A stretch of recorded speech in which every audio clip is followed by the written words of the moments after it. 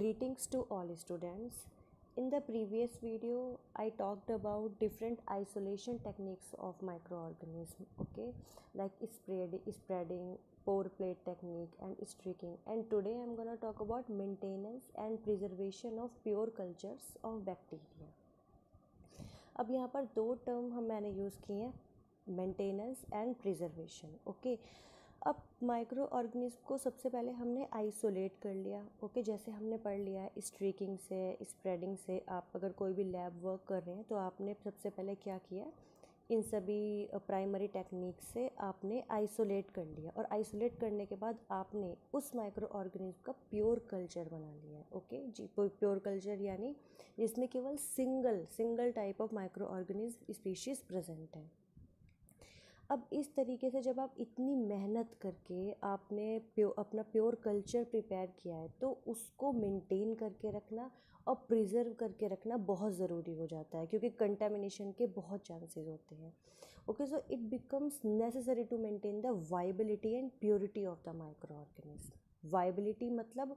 Viability का मतलब होता है कि जब हमारी कोई भी जो माइक्रो ऑर्गेनिज्म की सेल है वो रिप्रोड्यूस कर सके, ओके। तो इस कंडीशन में रखना, प्योर कल्चर प्योर फॉर्म में रखना बहुत ज़रूरी हो जाता है। इसके लिए हम क्या करते हैं, डिफरेंट टेक्निक्स यूज़ करते हैं। जैसे कि here I have included main 5 types of techniques, जिसमें सबसे पहला है periodic transfer of fresh media.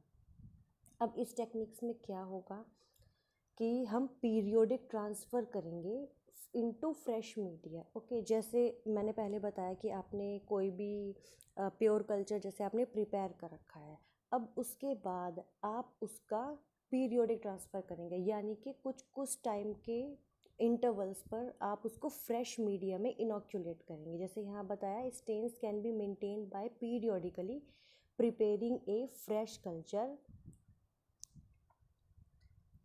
From the previous stock culture, okay. Previous stock culture का मतलब है हमारा प्राइमरी कल्चर जो आपने प्योर कल्चर बनाया है, ओके।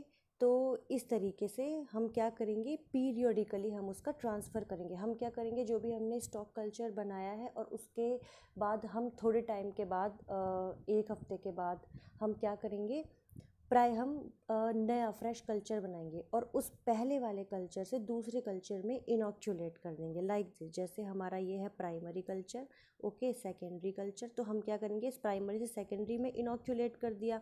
उसके बाद थोड़े टाइम के बाद, क्योंकि टाइम लिमिट होती है ना, जो हमारी माइक्रोबियल सेल्स है वो ग्रो करेंगी। जैसे हमने पढ़ा है लैग, लॉग, स्टेशनरी फेज़, और फिर डेथ फेज़ आती है।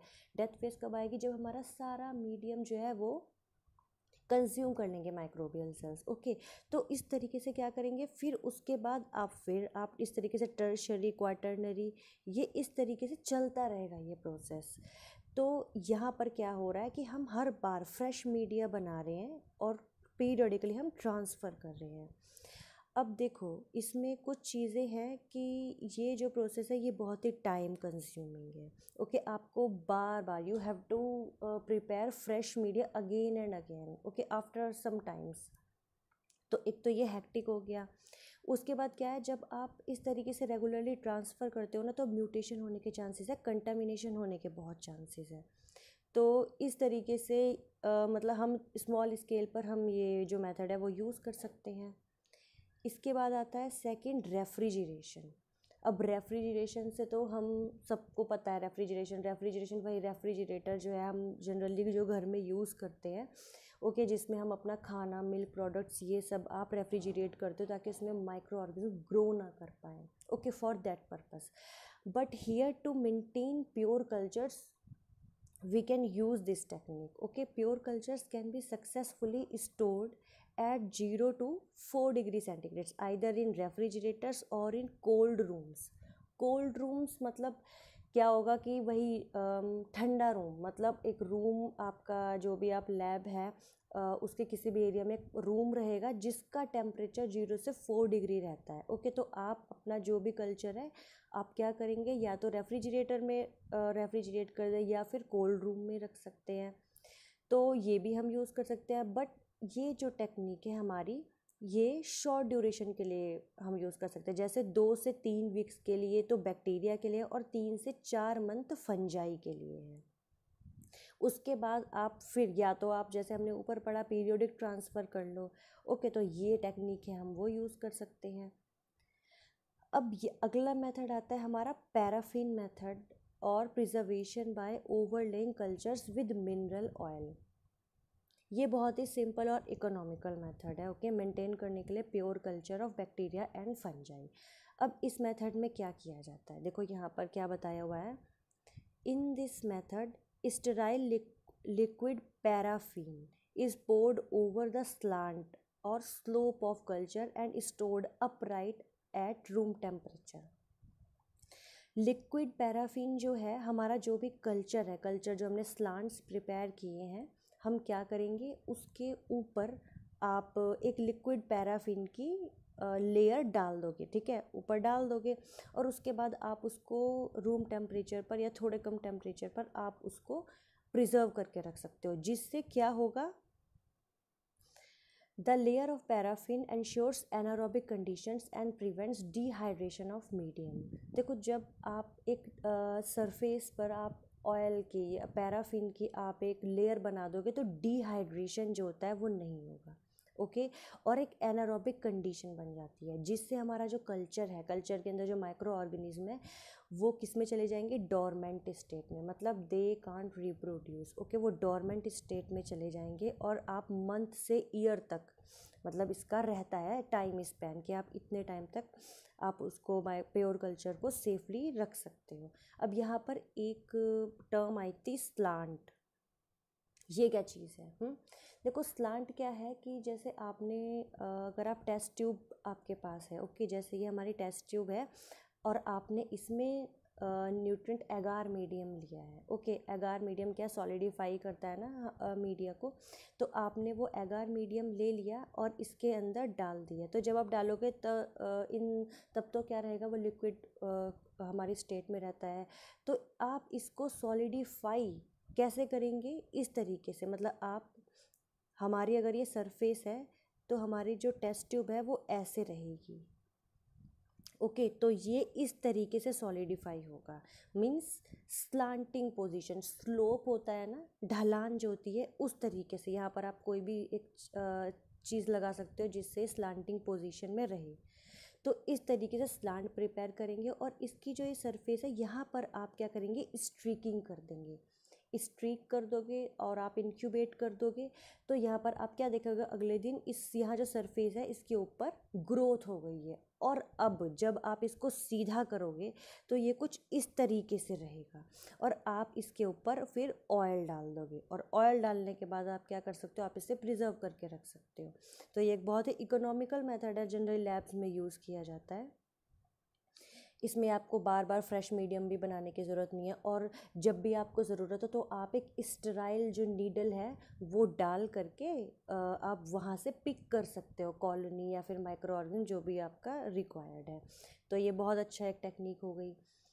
इसके बाद आता है cryo preservation. Cryo preservation means freezing in liquid nitrogen eight -196 degree centigrade.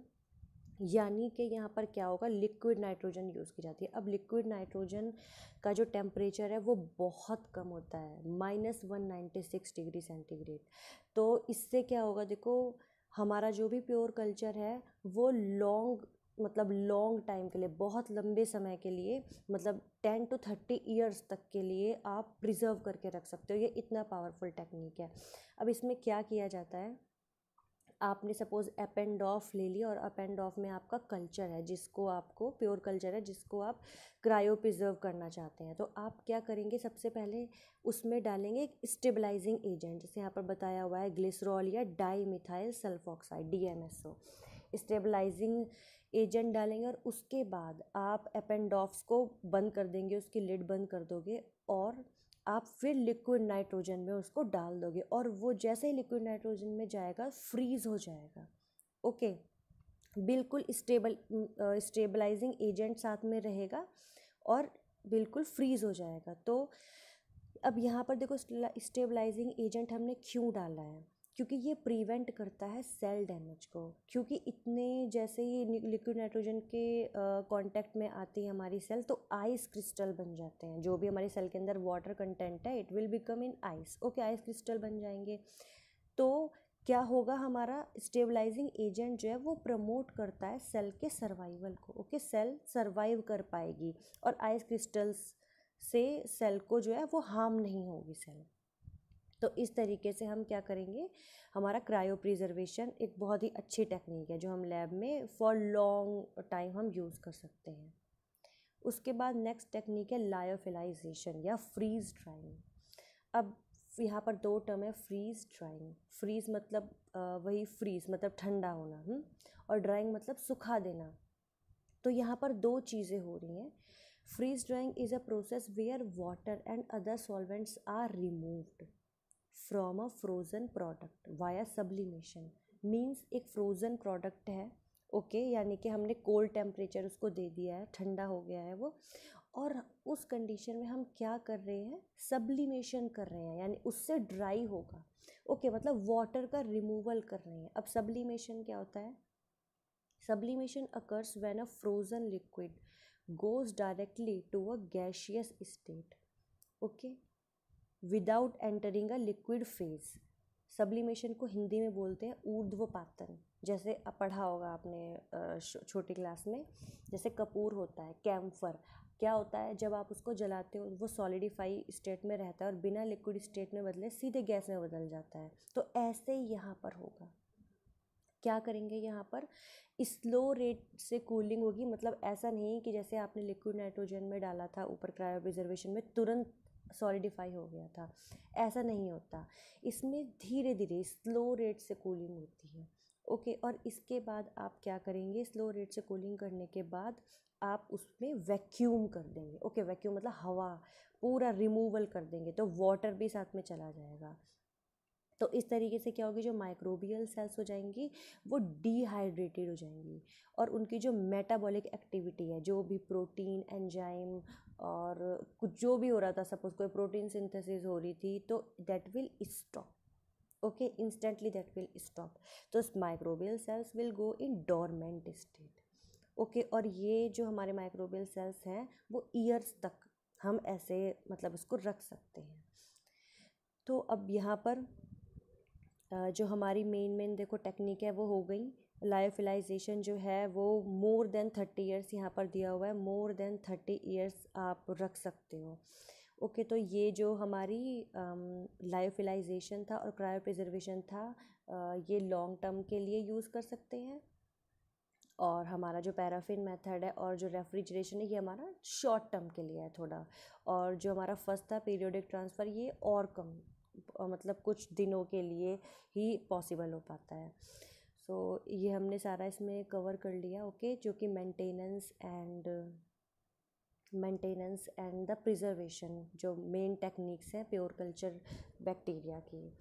तो आपको कुछ भी प्रॉब्लम हो तो you can just ask freely. Okay, and in the next video I will be teaching you identification techniques of bacteria.